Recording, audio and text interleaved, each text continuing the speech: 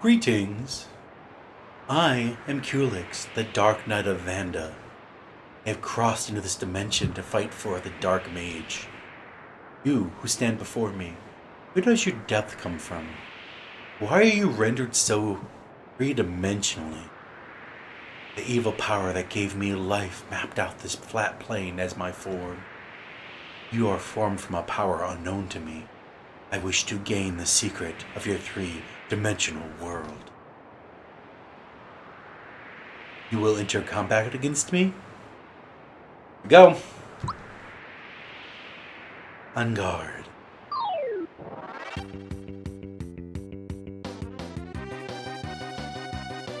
I am matter. I am antimatter. I can see your past. I can see your future. I consume time. And I will consume you. Ah yes, esteemed colleagues, students, wanderers, and those unfortunate souls who stumbled into this lecture hall thinking it was still advanced potion safety. I bid you welcome to a matter of no small importance, a question that has plagued, bewildered, and occasionally irritated scholars for centuries. Who is Culex? Now what? Please, spare me that vulgar reduction. Who? To call him a what is a mistake the ocean from its foam. He is not a mere construct, nor a relic, nor a byproduct of some careless wizard's afternoon. Culex is a reflection of history itself, crystallized cross-dimensional, and I must add, mildly judgmental, though I cannot prove that last part empirically. Culex was not born. Precisely, he was invoked, dragged from the depths of the 12th reflection, a place that defies maps, logics, and occasionally gravity. Shadows there are denser than oceans. Mountains float like indecisive thoughts, and hallways curve back to insult your sense of direction. One might call it chaotic, but even that implies intent. There is none. It is chaos for its own amusement. Now, as for whom Culex served, the enigmatic Dark Wizard, his name?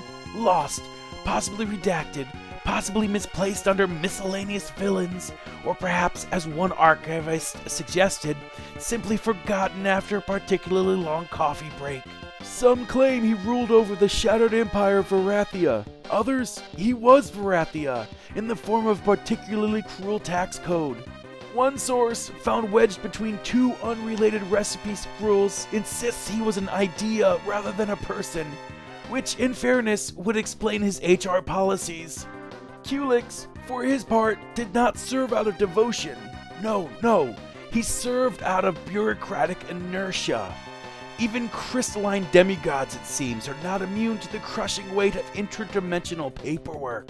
Here there exists, and I wish I were joking, an official memo stating Culex shall appear promptly, or the universe may experience minor inconvenience. Absurd, yes, but binding in practice. His charge was the crystalline gate, which, despite its name, is neither crystalline nor particularly gate-like. It's more of an existential concept than a structure. When it finally collapsed under its own metaphysical red tape, it wasn't through neglect, but through perfection. The universe simply couldn't keep up. And thus we arrive at our premise.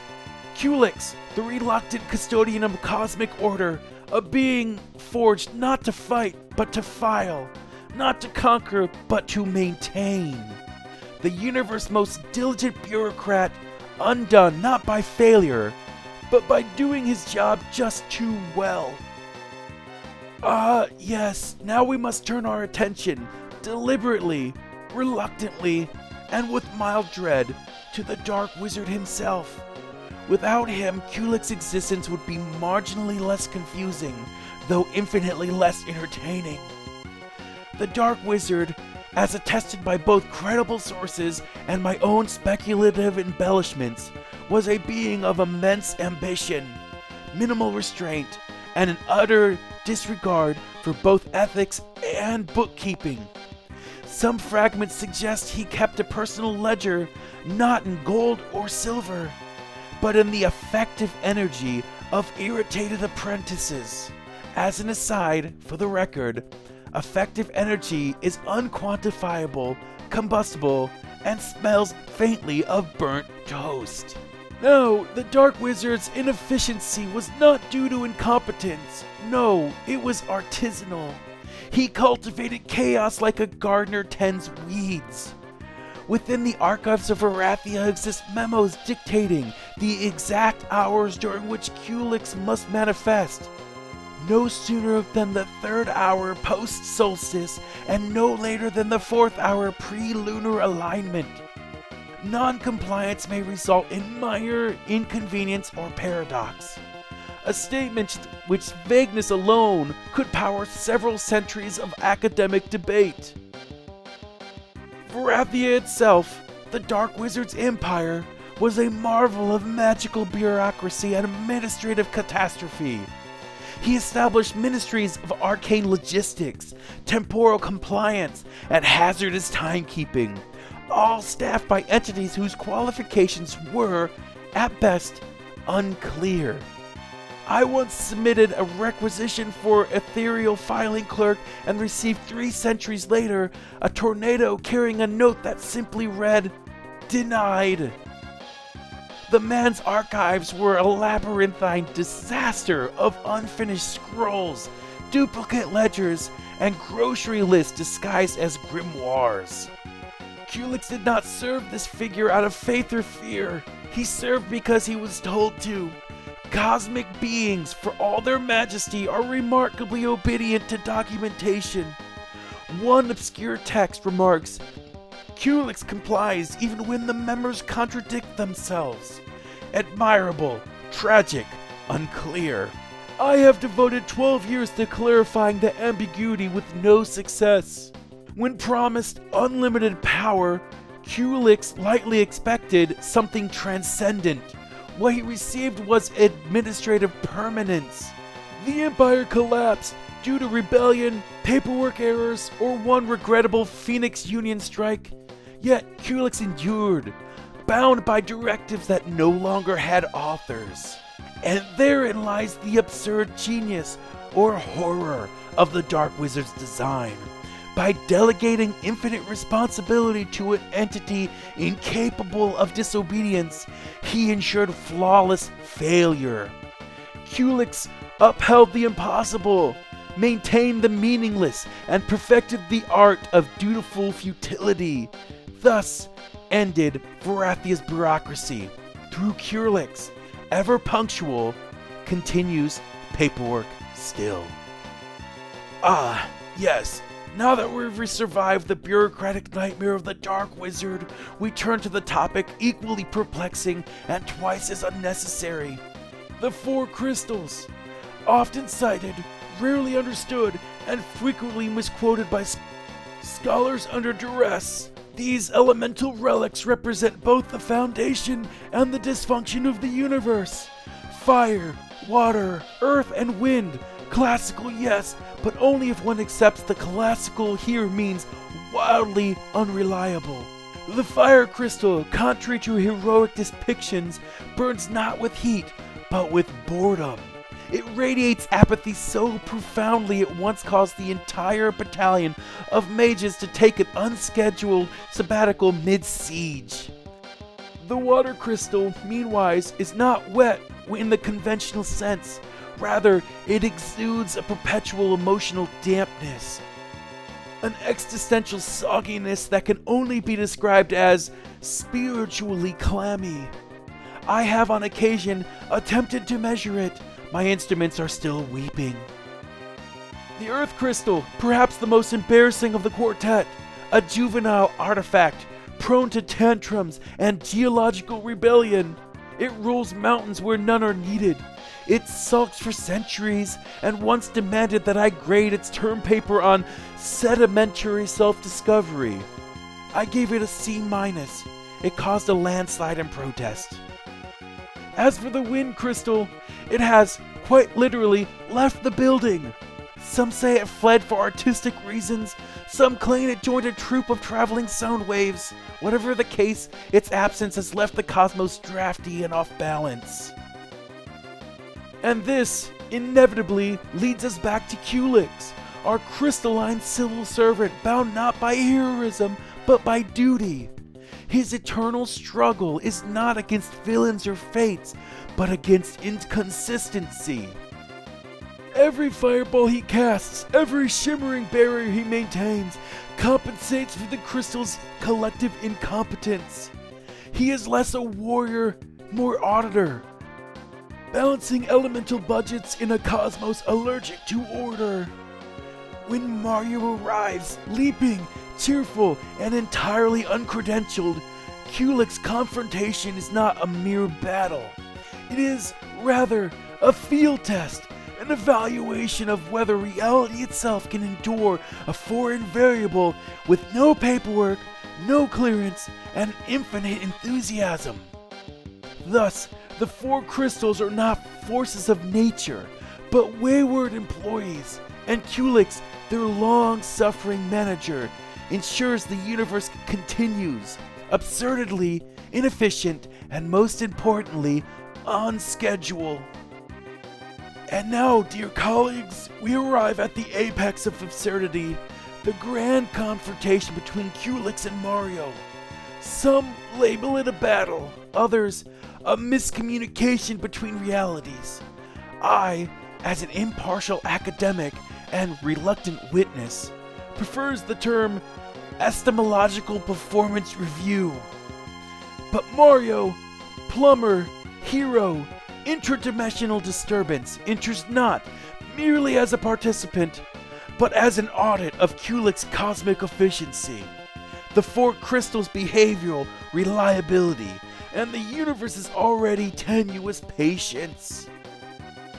Mario's intrusion into the crystalline gate, uninvited, uncredentialed, and apparently unionized, occurs precisely at the least convenient hour. Culex, ever vigilant, immediately notes this in his ledger. To underestimate the plumber is, of course, the first anomaly begins with a jump. Always the jump. Culex, calibrated for metaphysical precision, observes the trajectory. 0.004 parsecs of displacement, triggering 17 microfractures in local space-time. As an aside, the left optic records these, the right is reserved for glaring inefficiencies. Then comes the mushrooms, the fungal support units. They provide inconsistent reinforcement, fluctuating between morale boosters and biochemical hazards. Culex, observing their behaviors, mutters faintly, possibly a complaint, possibly a field note. Both are valid interpretations. Each attack from Mario prompts not rage, but regulation. Every stomp, fireball, and swing is logged, categorized, and filed under Anomalous Mortal Activity, Section B12. Culex does not fight, he documents. His countermeasures are not strikes, but procedural compliance, ensuring that even the chaos unfolds according to cosmic protocol. Truly a marvel of bureaucratic restraint. Philosophically speaking, they are not adversaries, but auditors. Mario tests instinct, Culex tests procedure. Their conflict sustains equilibrium. Mario's spontaneity disrupts, Culex's vigilance stabilizes. Together, they produce what one might call a functional paradox, or, less generously, cosmic paperwork on fire. And yet, there is humor, subtle, tragic, and deeply administrative. Mario, oblivious to the centuries of documentation surrounding him, leaps joyfully through an audit that spans dimensions. Culex, correcting the metaphysical imbalance caused by four emotionally unstable crystals, persists out of duty, not passion, but obligation. Thus, the so-called battle is no contest of strength, but an interdimensional compliance inspection. And when it ends, nothing changes, except for the paperwork. Now, having observed the confrontation between Culex and Mario in all its absurd, legend glory, we must examine the aftermath, a process less like recovery and more like cosmic bookkeeping. In the quieter corners of reality, consequences do not simply occur, they are itemized, footnoted, misfiled, and occasionally weaponized throughout administrative error. As for Culex, that is daily life. The crystals, naturally, do not take defeat well. The fire crystal now sighs instead of burning. The water crystal develops moody puddles of self-pity. The earth crystal insists on rearranging terrain purely out of spite. And the wind crystal has declared a sabbatical to focus on personal growth. Culex, patient and precise, documents every tantrum, an undertaking that, by any reasonable metric, consumes several centuries per incident.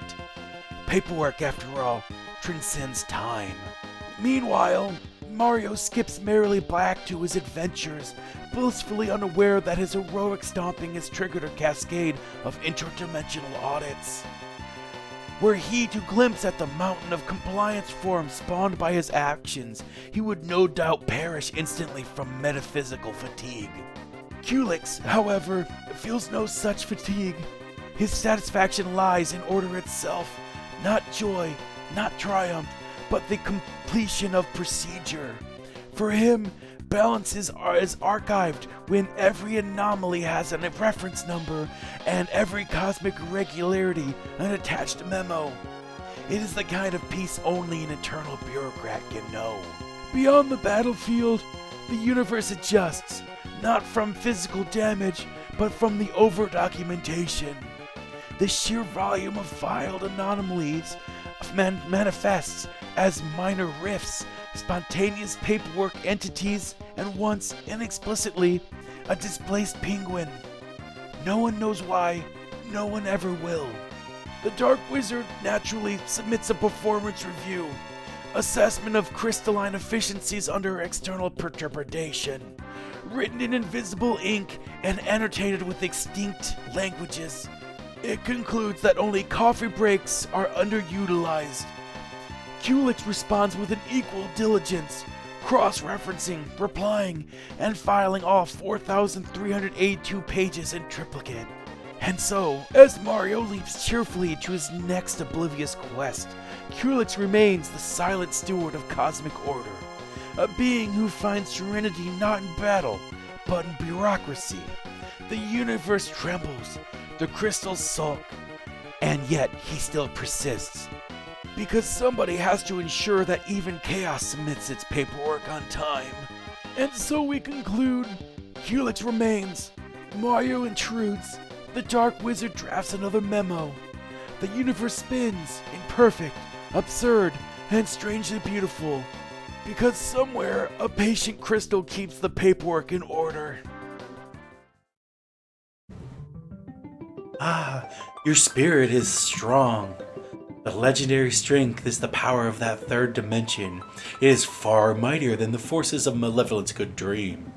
I will treasure this memento of my journey here. Perhaps in another time, another game, we may have been mortal enemies. Someday I will gain the power of this third dimension, and those forces will visit a land not yet mapped. Until that time, take this, treasure it as a keepsake for our fight. Farewell, champion knight.